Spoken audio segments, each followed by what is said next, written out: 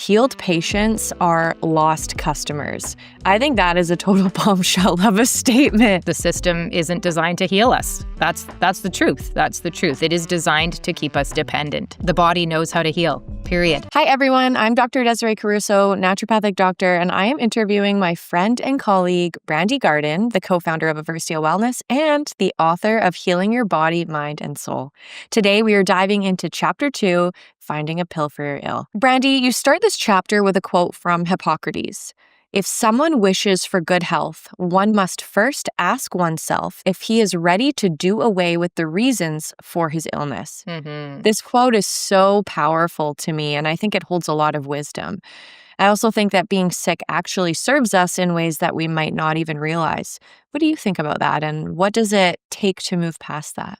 Yeah, I do think looking back, I can see that sometimes not only me, but we as a collective unconsciously hold on to illness because it is giving us some kind of identity, or it's giving us sympathy from others or permission to slow down. And I think for me, I do see that I needed permission to slow down. I was in burnout. And when I got that diagnosis, when I had that prescription in my hand, it did give me permission. It gave me this sympathy from people around me.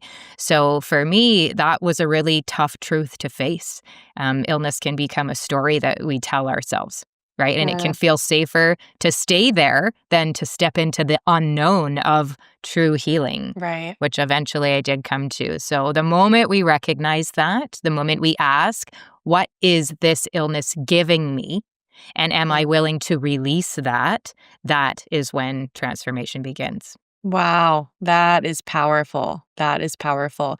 You also write in Chapter 2 that healed patients are lost customers. I think that is a total bombshell of a statement, and it's a total reframe. Why is that such a heartbreaking truth, and what does it reveal about how our healthcare system really works? Yeah, I mean, the system isn't designed to heal us. That's the truth. That's the truth. It is designed to keep us dependent. Yes. And that's devastating because it means that people we trust with our health are often operating inside a system that profits when we stay sick. And I think that's not always conscious, right? I don't think doctors are bad people. I know doctors did not get into their profession because they just wanted to be millionaires. There was a reason that they got in and a need to help people and want to do that. But I think once you're inside a system, it can become very difficult to see from the outside. And I know even in education, it was the same way. I see things so much differently on the outside of the education system than when I was a teacher inside of that. So, I mean, it's just facts. A healed patient isn't profitable. Yeah. That's hard to hear. And that realization, it both broke my heart and it lit a fire in me to start asking better questions about what real healing looked like for myself. And I hope others will do the same. That's such an important word when you said it's designed to keep us dependent, because I think in previous times, a lot of us talk about the system is designed to keep us sick, and it's not necessarily designed to keep us sick, but dependent. And dependent can mean sick. There's a lot of truth in that, I think, for a lot of people. Moving on, 80% of medical schools do not require nutrition training, even though most of our healthcare costs are food related. This was a big factor in why I chose to become a naturopathic doctor instead of a medical doctor, because we are what we eat. Why do you think this gap still exists, and how might things look different if nutrition was a bigger part of medicine and medical education? Yeah, well, I mean, simply we'd spend less on disease care and more on true health care if nutrition were prioritized. But the truth is there's no money in teaching patients how to heal themselves with food, right? It's not profitable. So I now believe food is medicine, and that's Hippocrates, right? We've known that. We've always known that. You look back in all of the ancient texts and we see carvings of them holding the mushrooms. That was their food and their medicine. And when doctors aren't trained in that, it keeps us locked inside this cycle of symptom management instead of root cause healing. masking the surface symptoms instead of actually getting down to that root cause is something that we can't get past that if we don't start looking at our food as medicine. Yeah, food as medicine and getting to the root cause. Yeah, totally. I really love how you talk about the difference between pharmaceuticals and what you call harmaceuticals. I think that's genius how you laid that out there, but that might be really hard for a lot of people to come to terms with. Why do you think that is? Well, I think because, again, most drugs are treating symptoms, Yeah. but they also can add new problems. And sometimes those are worse than the original illness, which was my case. I loved the pharmaceutical I took. Like, don't get me wrong. Mhm. There's a time and a place. And I definitely felt that pharmaceutical put out the fire of inflammation in me for the first time in so many years of being not well that I was grateful for it. And there are days that I think, why did I ever stop taking it? And then I reminded, oh, because the side effects were so something I couldn't live with. And that's why I call them pharmaceuticals, because it's hard to face. We've been raised to believe that medicine is always the answer, when in fact it can sometimes create more suffering than it relieves. And that's why I wrote my book, because I was caught in the accepting of the suffering so that I could have the relief. And now I realize you don't have to choose. You can have the relief without the pharmaceutical, without the harm of the pharmaceutical, if you are willing to do things slowly and naturally and addressing the root cause. Yeah, that's very beautiful. I really like how you talk about in this chapter pregnancy and your experience with that. And during pregnancy, your symptoms went into complete remission. Yeah. And I think that's, a glimpse of the body's innate healing capacity and perhaps a glimpse into what we both believe now with our body's own natural healing properties. What did that experience teach you about what's really possible when we give the body the right conditions? The body knows how to heal, period. The body knows how to heal. Our job is to create the conditions for it to do that. So when I was pregnant, yes, twice, both pregnancies, my body it's like it reprioritized in such a miraculous way. I asked my doctors, can you bottle this? Like, whatever's happening inside of me, why can't we package it up? The experience really showed me that healing isn't something that we force, it's something that we have to allow. Mhm. And if we can give the body rest, nourishment, safety, then it has an incredible capacity to repair itself. And I watched that happen when I allowed those things, because the pregnancy became my priority. Yep, body knows how to heal. We create the conditions. I Yeah. love that. You describe the heartbreak of developing skin cancer within the first year of taking Simponi. And when I was reading those words, I could really feel the disappointment and heartbreak that you experienced. You articulated it so well. Mm. How did that moment shift your belief in healing?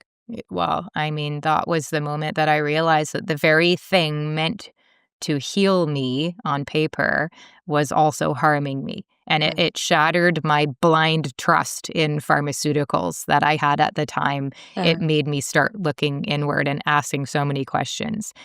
What could I change about my lifestyle? What could I change about my nutrition? What could I change about my mindset? And that heartbreak ended up being the turning point for me. So Mhm. I'm grateful for that realization. On the other side of it Yeah. and having that gratitude. In this chapter, you really encourage people to look into clinical trial data about the drugs that they're prescribed, but I think so many really avoid that. It's almost like ignorance is bliss. If I Yep. don't know, it doesn't exist for me. Why do you think we choose not to look at information that is right there in front of us and for us? Because it's easier to just trust the prescription Yeah. than to face the reality of what the data says, Yeah. right? I can't believe how many people don't even know that Google Scholar or PubMed exist out there for free with so much important, incredible data. And not all of it is perfect, but it's on you to discern what is relevant to you. And looking at clinical trials can be overwhelming. I was there. We're lucky we have a scientist friend who really taught me a lot about reading research and how to pull out the important factors. But it puts the responsibility back in our hands when we choose to do that. It can feel scary, but still, if we want the true informed consent, we can't look away. And you talk about that. You talk about informed consent all the time, and that was not my experience. We cannot look away from what's right there in front of us. Yeah, I mean, and speaking of informed consent, at the end of the chapter, you ask readers to write out their intention for how they'd like to continue or ideally discontinue their pharmaceuticals as part of an exercise. And you really ask them to think about the plan and the timeline. And timelines and even informed consent are not frequently discussed by doctors, or at least to the level that they need to be, that full informed consent, that full timeline. What's the plan? Yeah. Why is setting that kind of intention around pharmaceuticals or any sort of intervention for your health so powerful, especially when timelines and informed consent are rarely discussed by doctors? Yeah. Oh, I think an intention puts you back in control. It puts you back in control of your healing journey, right? It's about saying, this is my body, this is my life, and here's the timeline I choose. And then going to your doctor as a partner in that. Doctors rarely talk about discontinuation plans, and mine did not. And I actually, years into taking my pharmaceutical and after many side effects, when I finally asked a rheumatologist, what's the plan? I was told, no, you're going to stay on this drug the rest of your life. Wow. And that, like, it was a gift, because her saying it showed me her frame of mind, and that there was no plan for me to come off of it. It was just, and then I realized I was a customer. Like, I'm a great customer. So when you set an intention, you reclaim agency over how long pharmaceuticals remain part of your story. I'm not saying no pharma. I am a big believer in more fungi, less pharma, not none. But you have to set the intention. I need this now, but I don't need it forever, because I have this other plan of how I'm going to work along my journey of transformation. And that's all it is. It's transforming out of a time when you do need that to a time when you won't anymore, because you're going to let your body lead. Yes. All of that. Yes. Overall, Brandi, I think chapter 2 really pulls back the curtain on the promises and the pitfalls of pharmaceuticals in the industry. But in chapter 3, which is breaking up with big pharma, you go even deeper into what happens when you challenge the system itself. Would you say this is where it gets controversial? Oh, yes. This is where the gloves come off, and it's worth tuning in for the next one. Oof, don't miss it. Chapter 3, Breaking Up with Big Pharma, coming up next.